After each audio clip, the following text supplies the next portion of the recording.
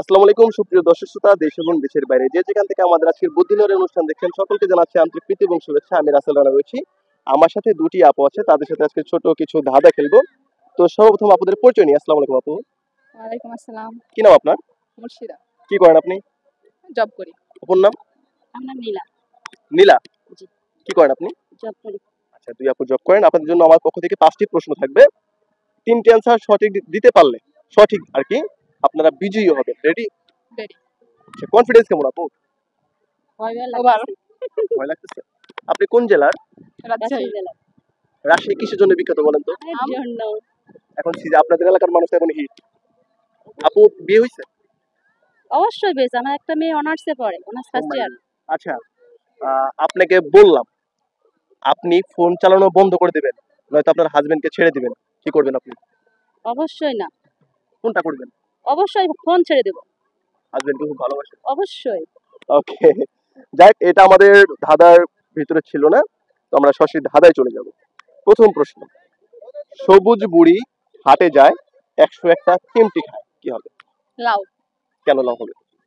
লাউ আমরা যখন বাজারে কিনতে যাই তখন তো আমরা চিমটি দিয়ে দিয়ে কিনি। চেক করেন? জি। ওকে, প্রথম প্রশ্নের অ্যান্সার একদম সঠিক। তো সেকেন্ড প্রশ্নে যাব। সেকেন্ড প্রশ্ন হচ্ছে, কে জাল ফেলে কিন্তু মাছ ধরে না? কি হতে পারে? কে জাল ফেলে কিন্তু মাছ ধরে না? কে জাল বুনে বা ফেলে বা মাকড়সা।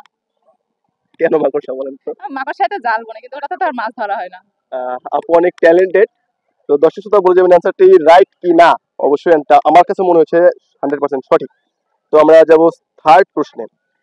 বাঘের মতো লাফ দেয়, কুকুরের মতো বসে, পানির মধ্যে ছেড়ে দিলে শ্যাওলা হয়ে ভাসে, কি হবে? I don't know. ব্যাং। হ্যাঁ? ব্যাং। ব্যাং। অ্যান্সারটি সঠিক। তো ঠিক আছে, আমরা যাব 4 নাম্বার প্রশ্নে।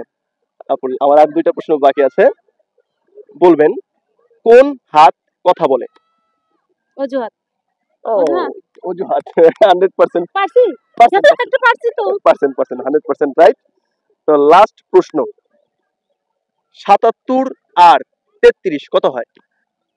77 আর 33 110 না 110।